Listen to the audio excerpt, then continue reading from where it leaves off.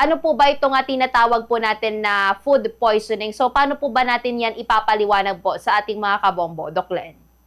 Actually, ang food poisoning is, kailangan natin i-clarify yan kasi food poisoning encompasses parang dalawang klase eh. May primary food poisoning at saka merong secondary poisoning Kasi yung primary food poisoning is yung pagkain mismo, parang karamihan niya na napanis yung sinasabi na napanis yung pagkain. Bakit napanis? Well, iba-ibang reason naman din. Napanis dahil merong contamination, may bacteria, may virus, etc. Ganon. Meron din yung primary, secondary. Yung primary naman, yung pagkain mismo, merong lason yung pagkain na merong ingredient na hindi maganda sa individual. Pwede sa ibang individual, pero sa ibang individual naman, allergic ka dun sa ingredient na yan. So pwede natin tawagin poisoning, depende sa kumakain. Ganun yun. Okay? So ang karamihan ngayon dito sa mga holiday season is yung secondary food poisoning. Yung secondary food poisoning naman is kaya very common yan dahil sa itong mga holiday season na maraming party. Karamihan yan due to yung careless na food handling karamihan ng yung mga food poisoning yung sources dahil nga sa yung carelessness ng food. Ibig sabihin yan, yung iba yung improper preparation, masyadong matagal ang hintayan bago niluto. Yung mga luto na hindi naman na-refrigerate properly na dapat i-refrigerate while waiting. Ganun yun. So, summary lang is yung carelessness ng food handling Okay. Doc Len, ganun po pala yun, no? May iba't ibang klase po ng food poisoning. So, primary and secondary po pala ito, Doc Len. Pero, gano'n po yan naiba, Doc Len, pagdating po sa level nito pong mga germs or mikrobyo po na matatagpuan sa primary food poison and then po dito sa secondary po? Well, mahirap talaga i-differentiate yung dalawang klase yan mga kategorya yan Yung pinaka-differentiation yan would require yung matinding mga laboratory testing at saka sa sobrang gastos yan, hindi na tayo nagre-resort sa mga ganyan. So, ang nangyayari kasi, kaya hindi na natin masyadong pinapansin yung the different kinds of food poisoning. Very common kasi yung mga symptoms Karamihan dyan is yung vomiting, yung nagsusuka, naduduwal, masakitan tiyan, minsan nahihilo, mga ganon. So, very common ang symptoms ng both types of food poisoning Merong distinction naman dito sa yung mga causes naman. Merong main cause, two different main causes ang sinasabi ko. Yung napanis na pagkain dahil sa bacteria at saka yung mga pagkain na na-contaminate ng yung mga viruses katulad ng yung very common na novovirus at saka rotavirus. Ganun yun. Yung initial symptoms ng both na yun, common yung nagsusuka, masakitan tiyan, nagtatae. Okay? Yung difference sa dulo naman, sa mga viruses, nagkakaroon ng mga fever, chills, at saka generalized muscle pain. Masakit ang buong katawan. Yun lang ang makikita natin difference Pero to differentiate the both, para bang useless time-consuming, at saka expensive, na wag intindihin na lang natin yung main, yung symptoms at saka treatment ng food poisoning in itself. Yes po. Ito, Doc Glenn, since ito, i-relate po natin po sa mga handaan. So, ito kunwari, Doc Glenn, may natira po sa handa. And then, i-refrigerate.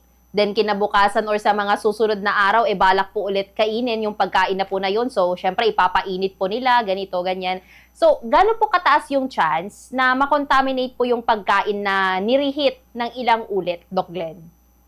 Well, ang chance ng masira depends on the handling Yung sabi ko nga kanina, improper handling So yung pagkain na properly cooked, Okay? Yung properly cook, kung kailangan talaga ng cooking. And then, right after yung partying consumption, na-refrigerate siya properly, immediately after, pwede pa yon. Kasi meron naman yung mga nagtatago ng mga leftover na pagkain, nilalagay sa refrigerator naman. Pero no, yung refrigerator naman kulang sa lamig, sira yung refrigerator. So hindi naman napansin yan.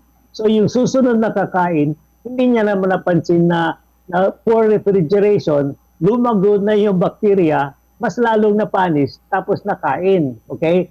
So not necessarily na yung lasa panis, pwede naman masarap pa rin, pero lumago naman yung dangerous na bacteria. Yun ang cause na food poisoning. Okay? So yung paglabas naman ng mga leftovers, pag niluto naman, pwede naman mamatay din yung bacteria. Pero ang nangyayari kasi dyan sa mga yan, pag niluluto ulit, nasisira naman ang lasa. Kaya ang tendency ng tao ng yung leftovers, kainin ka agad.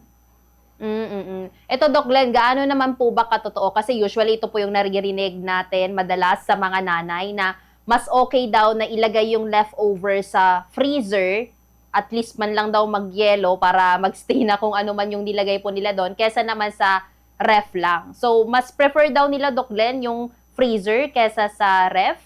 May pagkakaiba po ba ito, Doc Glenn? Yeah, well, the fact na it will freeze immediately, totoo yan, maganda nga yun, okay? Pero not all leftovers ay pwede i-freeze Kasi meron ng mga leftovers na pag freeze mo, tapos yung kakainin, ito mo naman, hindi na masarap Hindi na katulad ng fresh So yan na naman ang problema ng freezing Okay, so yung mga leftovers naman, pwede naman i-refrigerate Hindi pwedeng freeze. So yan naman point na naman yung the difference between refrigerating and freezing. Hindi naman lahat ng pagkain i-freeze, okay? So kung i-freeze mo naman na proper freezing, talaga immediately siya na-freeze, okay? Importanteng point yan Kasi kung good ang freezer, nag-freeze siya immediately, pwede pa yan kainin uli pag na-thaw, okay? Pero pag hindi napansin na hindi na-freeze immediately, within a certain number of minutes, parang nainitan pa rin, tapos i-freeze mo, pag nagto yun, buhay pa yung bacteria o virus pag nakluto uli Ganun uli ang food poisoning. Okay po. So, back to handaan tayo, Doc Glenn, no? So, bakit po ba mas mataas yung chance nito pong panganib ng food poisoning every time na may handaan or yung mga malalaki po na mga pagtitipon or gatherings, Doc Glenn? Well, very increase ang chances ng food poisoning because yan, kasasabi mo lang, malalaki ang mga grupo niyan. Maraming pagkain. At saka yung maraming pagkain sa mga buffet, mapapansin nyo dyan, matagal na dun sa buffet table naiiwan yan dyan. Okay? Matagal bago magalisan. Matagal bago matago yung mga pagkain. So, ang tendency nun is yung mga leftovers, matagal na nga sa service table. Tapos ilalagay sa mga containers. Matagal bago dumating sa bahay. Okay? Matagal bago i-refrigerate o i-freeze. Yun na yun. So merong window of time na papasok pa rin ng contamination o yung poisoning o etc. ng pagkain bago kainin. Mas mataas ang chance. Kaysa yung konti lang pagkain, mauubos ka agad at walang leftovers. Okay po. Doc Glenn, balikan po natin yung na-mention nyo kanina na isa talaga sa mga reason ng food poisoning is yung hindi po proper or hindi tama yung food handling. Pero ano po ba yung mga usual na mga pagkain, lalong-lalo na po sa mga handaan, yung mas madalas po or mas madali na mapanis or makapagdulot po ng food poisoning, Doc Glenn? Well, ang concept kasi noon is alam niyo yung mga harmful bacteria and viruses. These organisms thrive on yung the nutrients na kailangan talaga ng bacteria. Kasi yung bacteria pwedeng i-culture yan Yung ginagawa natin sa mga blood culture, culture mo yung bacteria para malaman kung anong klase yon. Okay? So itong culture media, similar yan dito sa pagkain ng kinakain natin. Yung karamihan yung mga gulay. At saka mapansin nyo din yung mga merong gata, okay? Merong mga nutrients na malago ang bacteria dyan, okay? Isa pang element is yung the element of heat. Okay? Karamihan dyan na natitirang pagkain, na-expose siya sa warmth o kaya heat on top of the nutrition na kailangan ng bacteria. So, mabilis lumago ang mga ganon, yung mga poisoning dyan sa mga ganong klaseng atmosphere. Yung magata, yung magulay, at saka medyo mainit, gano'n yan. So, malamang within 1 to 2 hours, mag-uumpisa ang growth ng dangerous na bacteria. And na-mention yan din po kanina a while ago, Doc Glenn, yung mga symptoms nga po noon, ito pong isang tao kapag na-expose na po siya sa food poison. Pero alin po doon, Doc Glenn, yung kino-consider natin na pinaka-delikado and kumbaga yung nangangailangan po ng agarang atensyon. May mga cases na din po ba, Doc Glenn, na kapag na-expose po yung isang tao sa food poison is namamatay, Doc Glenn? Well, indirectly, frankly, no. Ganon. Kasi nobody actually should die from food poisoning. Okay? That's a fact. Because if pag nag-onset yung symptoms ng food poisoning, agad dapat magkakaroon ng medical attention. Okay? Bakit? Usually ang first symptoms ng food poisoning is yung, siyempre masakit ang tiyan, nagsusuka, nagtatae. Okay? Sa mga pangunahing symptoms na yan, ano kaagad yan emergency room, okay? Kung pinatagal mo pa yan, ang danger ng pinatagal mo itong mga food poisoning symptoms, ang pinaka-dangerous yan is the situation of dehydration, okay? Alam naman natin ng dehydration, saan nagagaling yan? Yung fluid mo, yung fluid sa body mo, sinusuka mo. Diarrhea, pinapawisan ka pa dahil yung pawis na lamig, di ba? So, dehydration is the most dangerous situation na lumalabas yan pag pinatagal mo yung symptoms, okay? Sa bata, mas dangerous at saka sa mga tanda, mas dangerous kaysa yung mga midlife, yung mga teenagers, young adult, at saka late adult. Okay pa yung mga katawan ng mga yan kasi kaya pa yung moderate dehydration. Yung mga bata, actually, ang bata, yung katawan ng bata is 50% water. Karamihan ng laman ng baby bata is water. So, madaling ma-dehydrate. So, mas madaling makarating sa critical situation ang bata at saka matanda. So, yan, advice ko, kung bata ang tamaan ng food poisoning o yung senior citizen tamaan, emergency room kaagad dapat yan. Okay po. Pero right after po ba, kapag kumain po yung isang tao sa pagkain na exposed sa food poison, after po ba nun, may raramdaman na po ba yung sintomas? Or nasa ilang minuto or araw po ba, Doc Glenn, before po maramdaman ng katawan na na-expose ka na nga po sa food poison? Actually, pwedeng immediate yan Depende sa yung sensitivity ng tiyan ng individual.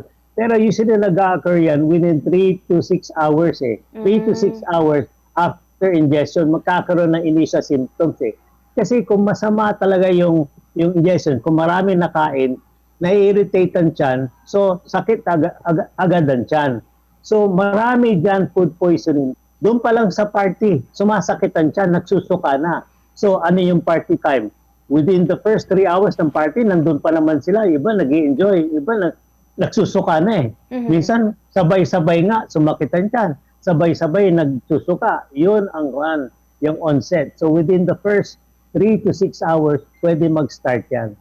Okay po. Pero bakit po, Doc Glenn, na kapag kunwari marami po nga tao yung kumain dun sa specific food na may food poison, sabihin po natin isa lang or ilan lang po sa kanila yung naka-experience ng sintomas, the rest, wala naman pong epekto sa kanila?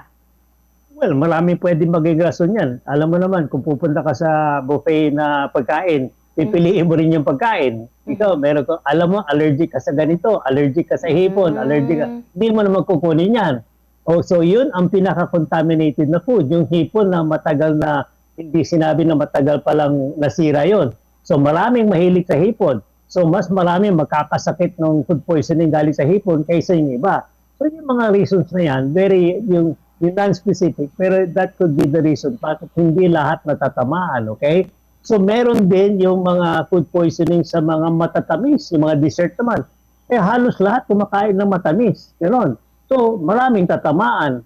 Meron din food poisoning dun sa drinks pa lang. Sa drinks pa lang meron na. Ganon. So, pwede natin sabihin na food poisoning can affect certain individuals or it can affect the whole party. Okay po. At ito, Doc Glenn, no, ano po bang mangyayari kapag ito pong isang tao ay hindi po agad nalunasan? And ito, Doc Glenn, paano po ba ma-identify kung food poison nga po yung sanhe? Kasi usually yung iba akala lang po nila is sinisinat o di naman po kaya ay nilalagnat. Or kasi parang yung mga na-mention nyo po na symptoms is parang kaparehas lamang po ng trangkaso. Ganun po, Doc Glenn. Paano po natin ma-identify na dahil po ito sa food poison? Well, yung very common, lahat ng klaseng food poisoning, yung mga allergic sa food, etc. Very common eh. At mahirap naman i-differentiate yan within the first 6 to 12 hours. So, dapat i-assume natin na food poisoning talaga yan. Okay? Lalo kung yung history na galing nasa party, nagkumain, tapos nag-umpisa na yung nagsusuka, nagtatae, sumasakitan niya, gano'n lang. So, once nag-start yung symptoms na yan, assumption na talaga is food poisoning yan. Dapat gumawa ng tamang yung emergency or first aid measures na para ma-allay yung magiging serious pa yun. Okay? So, ano dapat gawin pagka yung lumabas yung initial symptoms na isa, nagsusuka, o isa, medyo sumasakit ang tiyan. Ano kagad yan? Yung i-isolate muna, kausapin yung pasyente, ano nangyari sa'yo, anong ginawa mo, may kinain ka ba, kung ang sagot ay ganon, i-alert din the rest of the crowd para, meron ba iba sa inyo na ganon din, sumasakit ang tiyan, nagsusuka, nahihilo. Kailangan talaga maging aware dun sa source ng baka sakaling food poisoning para maagapan yung iba. Siguro, Doc Glenn, recommendation na lang po siguro natin or ano po ba yung pwede po nating ma-advise sa mga naghahanda or yung mga naghahain po ng pagkain para ma-make sure yung safety po ng lahat, especially this holiday season po? Yeah, well, katulad naman, lagi ko sinasabi kanina, yung food poisoning is basically caused by the carelessness of yung preparation and yung handling of food, okay? So, ang dapat gawin from all sides, from the people hosting the event, from the people eating the food, and the people that are yung preparing the takeouts, the take homes, ano? From the beginning, kailangan talaga yung mga nagpe-prepare, yung pagkain na ihahanda, kailangan may history ng proper preparation eh. Yung mga nag-prepare at yung magsaserve, proper hand washing kasi minsan yung mga nag-prepare, yung mga nag-waiters, yung mga nagsaserve, marami ang kamay nila.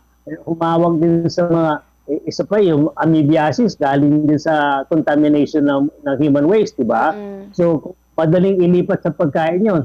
So, proper hand washing, tapos yung cleaning ng mga areas ng preparation, at saka afterwards, yung proper storage. Yun, to prevent yung talagang tuloy-tuloy na food poisoning. Okay? Sa ano naman, sa prevention naman, sinasabi nila, ang severe symptoms ng food poisoning, nangyayari yan sa mga, ang vertical man kasi is yung preventive medicine yung alternative, di ba? So sa akin, lagi ko sinasabi sa mga tao, the best thing to do in all cases of yung prevention and sickness, lalo sa food poisoning, is immune boosting Immune boosting against yung food poisoning, ano na usapan natin dyan? Immune boosting for proper digestion. Ano yan? Well, kailangan talaga i-strengthen yung immune system mo when it comes to yung gastrointestinal system. Ang recommendation ko, yung mga probiotics, yung mga pagkain nagre-restore ng normal gastric flora. Kasi yung normal gastric flora, yung sinasabi ko dyan is yung good bacteria ng tiyan. Ang tiyan natin, meron talagang bacteria Pero kung lagi ka umiinom na antibiotics, pinapatay mo yan Kung pangit ang tiyan mo, pangit ang bacteria, pangit ang digestion mo, mas prone ka sa food poisoning.